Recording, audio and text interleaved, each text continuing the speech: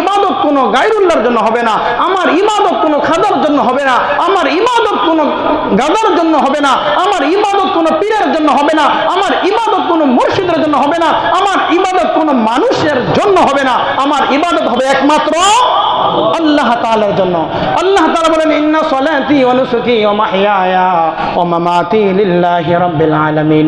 ওগো নবীজি আপনি বলেন নিশ্চয়ই আমার নামাজ, আমার কুরবানি, আমার জীবন, আমার মরণ বিশ্ব জগতের প্রতিপালক আল্লাহ তাআলার জন্য। আল্লাহ তাআলা বলেন ইন্না আতাইনাকাল কাউসার। ওগো নবীজি আমি আপনাকে কাউসার দান করেছি।